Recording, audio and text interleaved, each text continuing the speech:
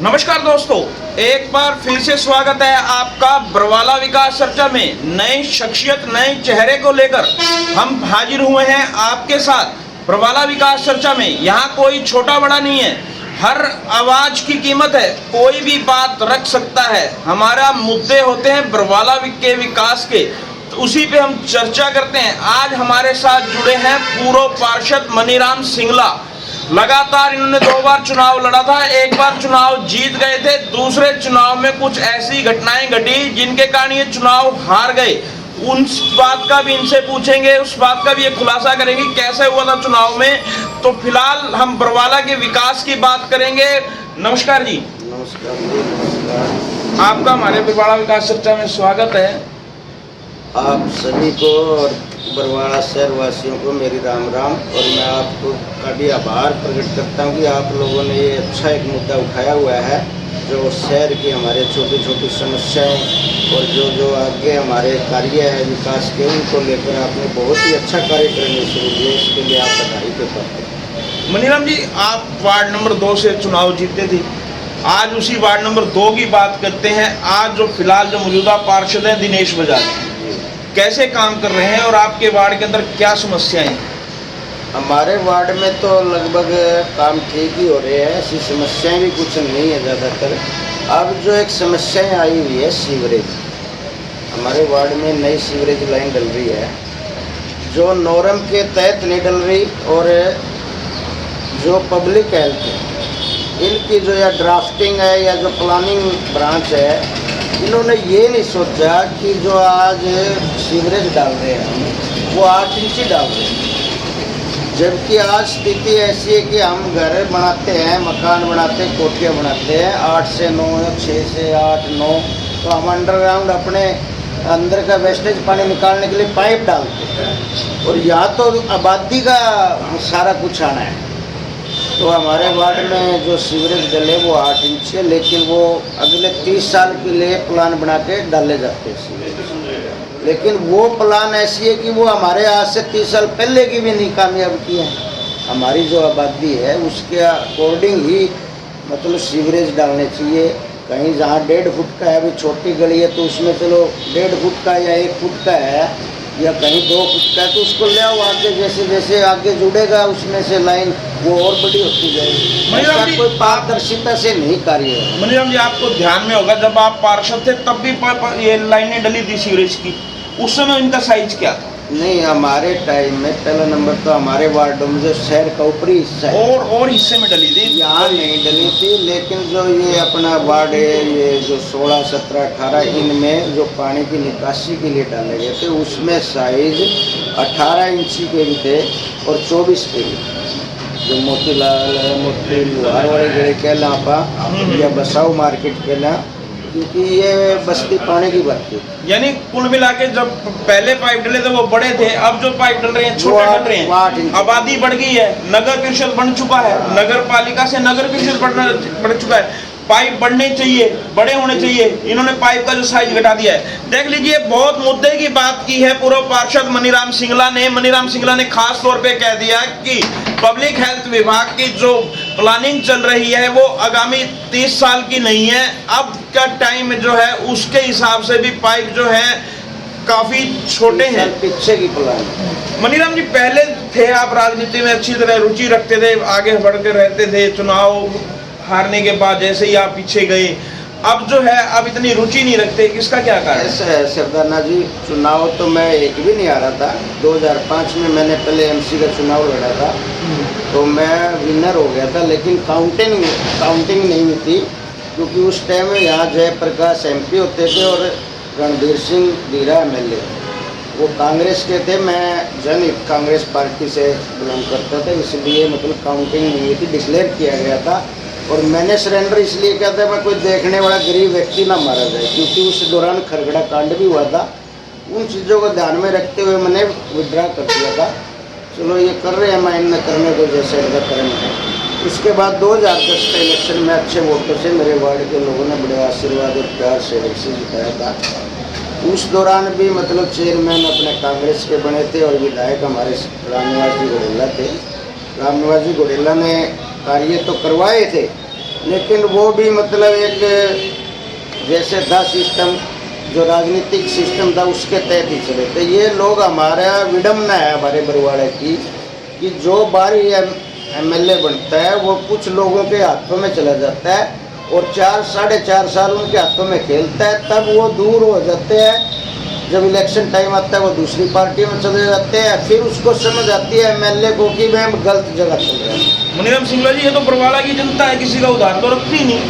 अगर वो 4.5 साल काम नहीं करता, पहले नंबर तो पार्टी उसे टिकट नहीं देती। अगर टिकट दे भी दे, अब 3 बार रामनिवास गुडेला जी चुनाव लड़ चुके हैं, अगर उन्होंने हर वक्त मुद्दे की बात की होती, जनता से जुड़ा होता, अब आखिर जनता क्यों नाराज है उनसे? अब 3 बार चुनाव हार गए हैं रामनिवास गुडेला, तो वही है ना, क्योंकि बरवाला की जो जनता है उधार नहीं रखती किसी की। बरवाड़ा के लोगों की एक छोटी सी मजबूरी है, छोटी के लो या उनकी जीवन की एक बहुत बड़ी समस्या है कि बरवाड़ा 70% अवैध बसा हुआ है, ये विभाजन के टाइम का बसा हुआ है, और उसके एवज में राजनीतिक लोग, प्रशासन लोग बरवाड़ा के लोगों को ब्लैकमेल करते हैं, उनको दबाया जाता है, उनकी आवाज़ को दबाया जाता है। लेकिन बरवाड़े के बहादुर लोग और ऐसे लोग हैं, एक बार जो यहाँ से एमएलए बन लिया, जिसने भी बरवाड़ा की अनदेखी करी लोगों की, उनका ऐसा काम कर दिया पूरे हिंदुस्तान में, वो कभी आगे भविष्य में कहीं से भी एमएलए नहीं बन सकता। बरवाड़े के लोग ऐसा कर देते हैं। आपने 2010 में वार्ड नंबर 2 से चुनाव जीता था, जो हमारे नगर परिषद के चेयरमैन है वो भी आपके साथ ही चुनाव जीत कर आए थे। अच्छे साथी थे, अच्छे साथी है। पहले वाले और रमेश बैटरी वाले में और अब के रमेश बैटरी वाले में कोई अंतर है? देखो, पावर का तो फर्क है, उस टाइम एमसी थे, अब चेयरमैन है, लेकिन अब उन्होंने जो उस समय जो ज्ञान अर्जित किया था या जो बात पावर की नहीं हो रही, लेकिन उसके अनुरूप मतलब जो ज्ञान था पहले एमसी रह के नगर पालिका का ज्ञान, जनता हित की बात कर रहा हूँ मैं, जो 2017 में जनता हित के लिए 2000 जो सब चुनाव जीते थे 2010 में जनता हित के लिए सोचते थे, क्या अब भी उतना जनता हित के लिए सोचते हैं? पहले सिर्फ एक वार्ड की बात थी, अब पूरे बरवाला की बात है। ऐसा है जी। पहला तो सरदाना साहब को मैं ये कहना चाहता हूँ आपके माध्यम से भी, वैसे तो मेरे को मिलते रहते हैं, मैं तब भी कहता हूँ, हमारी प्राथमिकता है रोड से उरले एरिया जिनको अनअप्रूव्ड किया गया 1987 से ये स्लम एरिया डिक्लेयर किया हुआ था सरकार ने, हरियाणा सरकार ने। इसका अलग से बजट आता था, शहर में 10 पैसे लगते थे तो यहाँ 20 पैसे लगते थे। वो तो हम आपकी बातों से जान ही रहे हैं। हाँ। जब सीवर की आज इसको अनअप्रूव्ड किया है, तो हमारे यहाँ के चेयरमैन और एमसीओ को, पार्षदगणों को इकट्ठे होके डीसी से मिलना चाहिए, डायरेक्टर से मिलना चाहिए, लोकल बॉडी के जो मिनिस्टर है उनसे मिलना चाहिए, गोयल साहब से, सीएम से मिलना चाहिए। उसके बाद भी अगर कोई बात नहीं बनती तो लोकल बॉडी का जो डिपार्टमेंट है वो गवर्नर के अंडर में आता है, हमारे स्टेट गवर्नर है, उनसे बात करनी चाहिए, वो उसी टाइम रेजुलेशन करवाएंगे। तो ये जो समस्या थी वो 2010 में चुनाव जीते थे तब भी थी, उन्होंने बिल्कुल ये अनअप्रूव्ड वाली समस्या नहीं थी। गलियों में सारी गलियां सभी वार्डों, यहाँ पैसा ज्यादा लगा था हमारे टाइम में, रोड से उरली साइड जो है ये, लेकिन 18, 19, 17, 16, 15 इनमें सबसे ज्यादा पैसा हमारे टाइम। लेकिन अब भी बरवाला के विधायक हैं जो हमारे चेयरमैन साहब हैं, वो तो यही कहते हैं ये तो पंचायत के टाइम की बातें हैं, कब का ये बरवाला अनअप्रूव्ड है। नहीं, 87 से लेके और 2015 तक का तो रिकॉर्ड मैं आपको दे दूंगा, बाकायदा टेंडर लिस्ट भी दे दूंगा और इनकी बिलिंग की भी दे दूंगा, क्योंकि मैं हर महीने की लेता था फोटो स्टेट। मेरे पास वो रिकॉर्ड शायद 100% अवेलेबल भी मिलेगा आपको। 87 से नगर पालिका जो बरवाड़ा बनी थी उस टाइम का, यहाँ सड़कें भी बनी है, पानी की लाइनें भी डली है, सीवरेज भी डली है, बिल्कुल डली है, क्योंकि बिजली के भी कनेक्शन है। ऐसा है मनीराम जी, प्रत्यक्ष कम्युनिटी सेंटर भी बन रहे हैं, यहाँ तक कि आंगनबाड़ी बन रही है, स्कूल बने हुए बकायदा नगर पालिका ग्रांट से। मनीराम जी, प्रत्यक्ष को प्रमाण की जरूरत नहीं होती, आज भी उसके अंदर सीवर हैं, सीवर लाइन है, वो लोगों ने अपने पैसों से नहीं डाली, सरकार ने डाली है। जब पहले ये वार्ड अप्रूव्ड थे, आज ये अनअप्रूव्ड का रौला क्यों? नहीं, ये अनअप्रूव्ड का या तो कोई हरियाणा सरकार ने लेटर जारी करे, इसको अनअप्रूव्ड किया है, वो लेटर जारी करे, दिखाए लेटर पब्लिक को, पब्लिक मांगेगी जवाब हरियाणा सरकार से भी। आपने इसमें 50% हमारे शहर की आबादी यहाँ रहती है, गरीब लोग। आप देखिए 15 वार्ड में मैंने आपकी वीडियो देखी थी, तो 15 वार्ड में श्याम मंदिर वाली गली है, वहाँ लोग इतने नरकीय जीवन जी रहे हुए लोग, उन्होंने क्या कसूर कर दिया सरकार को वोट देके? अब इन लोगों को एमसी पार्षद बना के, चेयरमैन बना के, विधायक बना के क्या उन लोगों ने गलती की है? आज उनके बच्चे गंदे पानी से निकल रहे हैं, मतलब इतनी नरकीय जीवन। आज मेडिकल सिस्टम देखो आप कितना महंगा है। अगर एक गरीब आदमी का बच्चा बीमार हो जाए या कोई गरीब लुगाइयाँ बकायदा गंदे पानी में वो निकल रही है, और है भी कुछ नहीं, वो काम 2-4 लाख रुपए का है। जब 2-4 हजार करोड़ रुपए पानी में बहाए जा रहे हैं तो 2-4-5 करोड़ लगा के उसका समय 2-4-5 लाख रुपए लगा के समाधान क्यों नहीं? 35A के तहत भी किया जा सकता है वो काम। ये नहीं है कि आप उसकी टेंडर प्रोसेस करोगे। ऐसी स्थिति में नगर पालिका के चेयरमैन पार्षदों को यानी कि विधायक या मंत्री को पावर है 35A के तहत, आप उसका तुरंत प्रभाव से 1 दिन में काम हो जाता है वो। ये देख लीजिए, पूरी जानकारी रखते हैं, पूर्व में पार्षद भी रह चुके हैं मनीराम सिंगला जी, पूरी बात बता रहे हैं। मनीराम सिंगला जी, सरकार की तो सोच ही अलग है।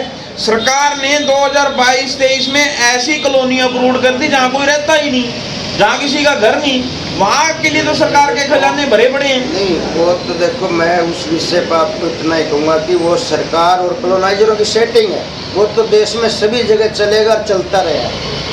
लेकिन वो करो, हमें कोई इतराज नहीं उस चीज़ का। लेकिन पहले, उससे पहले जहाँ हमारी आबादी रह रही है, जो हमारे लोग चिल्ला के बाकायदा मंत्री जी से भी मिले हैं, चेयरमैन से भी मिले हैं, SDM साहब से भी मिले, पब्लिक हेल्थ के SDO से भी मिले हैं, नगर पालिका सेक्रेटरी से भी मिले हैं, उसके बावजूद हुए पिछले 2 साल से तो मैं देख रहा हूँ लोगों की समस्या आज तक सुना ही नहीं। अब 10 दिन में हो जाएगा, 15 दिन में। मनीराम जी, आपने भजनलाल सरकार का भी राज देखा है, भजनलाल का भी राज देखा है, JP का भी देखा है, इनेलो का भी देखा है, अब आप BJP का भी देख रहे हो। आपके मन में क्या चीज आती है कि भाई कौन सी सरकार बढ़िया काम कर रही थी? भजनलाल ने बढ़िया काम किया, इनेलो ने बढ़िया काम किया, कांग्रेस ने बढ़िया काम किया कि भाजपा ने बढ़िया काम किया? ऐसा है, चौधरी भजनलाल जी से मैं सीधा जुड़ा हुआ था जिस टाइम CM थे, उस टाइम स्टूडेंट लाइफ। कभी किसी काम के लिए गए, खुला कोठी का के बैठते थे, उसी टाइम पर्ची दी। उस टाइम कोई फ़ोन और ये चीज़ें तो थी नहीं, पर्ची दी उसी टाइम तुरंत लैंडलाइन से फ़ोन होता था अफसर को, भैया काम करो, काम होते थे। और जहाँ भी चौक चौराहे पर रुके तो पहले वो आपके वर्करों से नहीं गिरता था, वहाँ के लोकल लोगों से पूछता था, भैया आपकी कोई समस्या, कोई सुख शांति, कोई चीज़ चाहिए वो बताओ।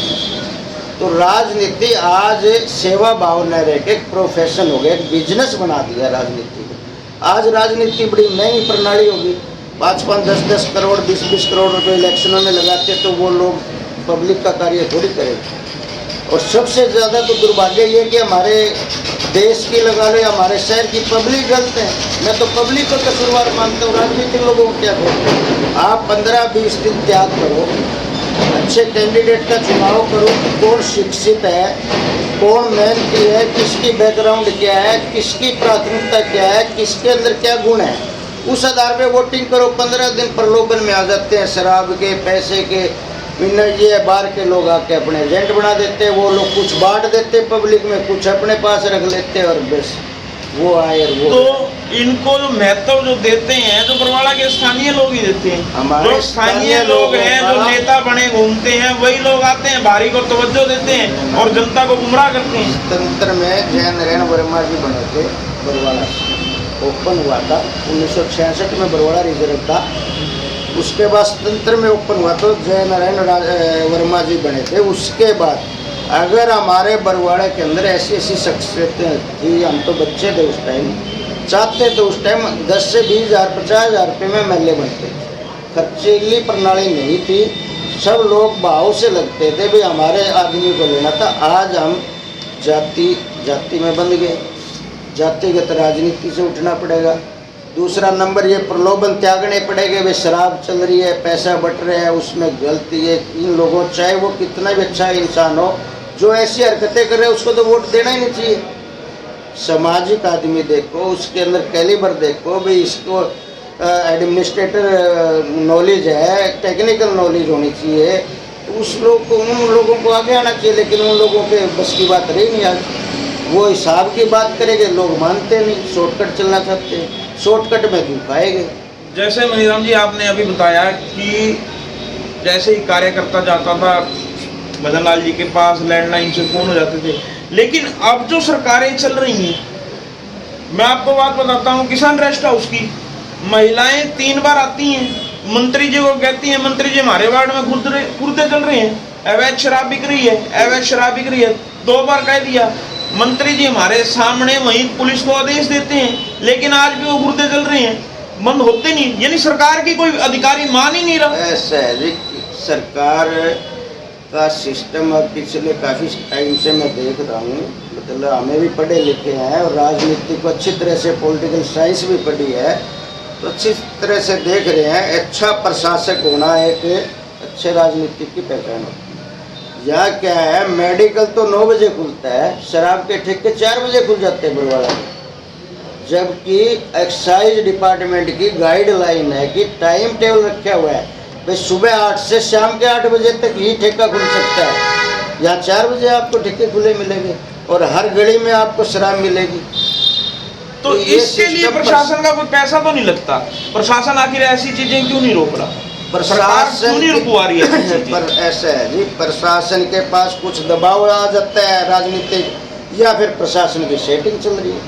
खेल सारा देश में सेटिंग का ही चल रहा है। बरवाड़ा के अंदर ऐसी कौन सी प्रमुख समस्याएं हैं जिसपे कैबिनेट मंत्री को गंभीरता से काम करना चाहिए? सबसे प्रमुख समस्या तो देखो, आज हमारे बरवाड़ा के मेरे पास 10-20 बूढ़े डेली मिलते हैं मेरे, उनकी जो पेंशन का विषय है वो सबसे बड़ी समस्या जो है, इतनी बेचारे जटिल समस्याओं में है कि उनकी तरफ देखा भी नहीं जाता, इतने दुखी और परेशान है। वो जगह जगह चक्कर काट रहे, कभी पब्लिक इसमें अपने वीडियो ब्लॉक में, और कभी नगर पालिका में, कभी एसडीएम ऑफिस में, कभी समाज कल्याण विभाग, कहीं भी सुनाई नहीं। मेरे हिसाब से सबसे बड़ी प्रमुख समस्या हमारी बरवाड़े की है कि हमारे जो बरवाड़े के, असल में तो पूरे हरियाणा भाई, जो बुजुर्ग आज पेंशन के लिए जगह जगह भटक रहे हैं, जिनके पास चलने की क्षमता नहीं है, उन लोगों को बेचारों को कोई रिक्शा में उठा के ले जा रहा है, कोई कंधों पे, ऐसी दुर्गति ये सरकार ना करे। अगर गलत पेंशन बनाई गई है किसी की, तो आप वेरीफाई करो, उसको सचेत करो, और जिस कर्मचारी को बनाए उसके साइन मिलेंगे। अगर वो रिटायर हो रहा है तो उसकी पेंशन में से दो, अगर वो ऑन ड्यूटी है तो उसकी तनख्वाह में से दो। गलती उसने करी है, बुजुर्गों ने नहीं करी। आज बुजुर्ग 100 साल का है, उसकी क्या गलती है? आप अगर कोई पेंशन में प्रावधान संशोधन करना चाहते हो तो नई 1 अप्रैल से करो, भाई नई पेंशनें बनेंगी, उसमें सख्ताई करो, पूरी छानबीन करके बनाओ ताकि एंट्री कर सके। जब दूसरा नंबर हमारे शहर की जो अनअप्रूव्ड एरिया है, यानी कि शहर का जो 70% भाग है उसको मालिकाना हक दिया जाए। और मंत्री जी हमारे इतने मेहनती और लगन वाले हैं, अगर ये थोड़ी सी कोशिश करेंगे तो हमारे शहर की सबसे बड़ी समस्या यही है कि यहाँ के प्रॉपर जो लोग हैं उनको मालिकाना हक मिल जाएगा, तो उनका किसी महकमे के द्वारा, किसी राजनीतिक पार्टी के द्वारा उनका शोषण नहीं होगा। सबसे पहले तो हमारे को उस चंगुल से निकाले ताकि उन लोगों को मालिकाना हक मिले, वो अच्छे बुरे का ज्ञान वो बात रख सके किसी के सामने। आज हम चोर है बरवाड़े के लोग, अगर कोई सही गलत कार्य हो रहा है उसके खिलाफ बोलते हैं तो लोग, अफसर या मान लो प्रशासन या राजनीतिक लोग उसको दबोच लेते हैं, बोले तू तो अवैध एरिया में बैठा है, तेरे मकान को गिरा देंगे, ये कर देंगे। ऐसी धमकियाँ मिलती है लोगों को। और ये 2 समस्याएं बड़ी है, बुजुर्गों का समाधान होना चाहिए, इनकी पेंशन तुरंत जारी होनी चाहिए। और दूसरा नंबर, बरवाड़े का पूरा मैप तैयार करके सबको मालिकाना हक मिले, जहाँ सरकार की प्रॉपर्टी सरकार अपना कवर करे उसको, ताकि बरवाड़े में सारी जगह वो कार्य होना चाहिए। इन कामों को पूरे करवाने के लिए बरवाड़ा के 19 वार्ड के पार्षद हैं, उनको भी आगे आना चाहिए। बिल्कुल आना नगर परिषद के चेयरमैन को भी आगे आना चाहिए। ऐसा है, प्राइमरी तौर पे तो नगर पार्षद और परिषद चेयरमैन, इनका काम है ये रेजुलेशन डाले, उसकी नोटिंग करवाए, सेक्रेटरी से, डीसी से मिले, डीसी से डायरेक्टर से मिले, डायरेक्टर को कहें कि भाई मंत्रिमंडल में रखो इसको, मंत्री से मिले, लोकल बॉडी के मंत्री से, गोयल साहब से मिले, सीएम से मिले। कोई यहाँ मांग पत्र लेके अपने कोई गांव की जैसे कोई रैली रखे, सीएम साहब की रखें, उनको बुलाएं, हमारी ये समस्या, मैं इसको हमें ये सौगात चाहिए। चुनाव को भी 15-16 महीने पड़े हैं। शहर की मेन कुर्सी पे बैठने के बाद नेताजी कह देते हैं कि आगे तो मैंने चुनाव ही नहीं लड़ना।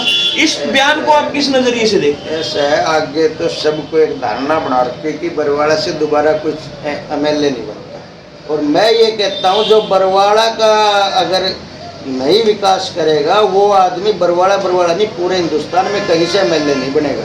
बरवाड़ा के लोग ऐसा सिस्टम, ऐसा प्रचार और ऐसा सिस्टम बना देते हैं, ओपन आके नहीं करते लेकिन नीचे नीचे ऐसा काम करते। जब लास्ट ईयर आता चुनाव का उस टाइम जो अब ये इनके साथ चापलूस लोग लगा लो या जो फोटो लगा लो या जो लोग गलत दिशाओं में घुमा रहे हैं मंत्री जी को, ये मंत्री के हित में नहीं है और न शहर के हित में। ये लोग तो कल दूसरे ही गाड़ी में चढ़े मिलेंगे। बरवाड़ा में देखता हूँ मैं, पिछले 30 साल से तो मैं देखता हूँ आई बार कितने चाहे हमारे बरवाड़ा के हमारे भाई बंद है सब है, वो आज किसी के साथ बैठे कल न किसी के साथ है।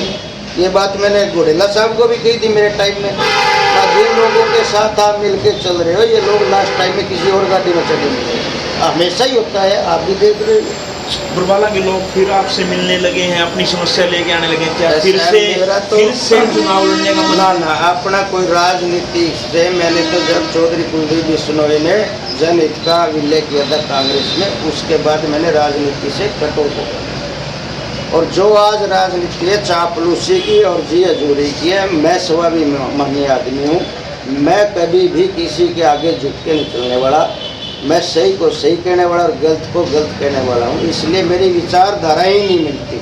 आपने कहा था कि मैं जब पढ़ने लगा था तभी से भजनलाल परिवार से जुड़ा हुआ हूँ, लेकिन जो अब भजनलाल परिवार है कभी कांग्रेस कभी बीजेपी में जा जाके जो अपना उनका राजनीतिक अस्तित्व था धीरे धीरे खत्म होता जा रहा है। जहाँ वो आस लगाए बैठे थे उनको राज्यसभा की टिकट मिलेगी, लेकिन भाजपा ने तो अब की बार भी उनकी अनदेखी कर दी।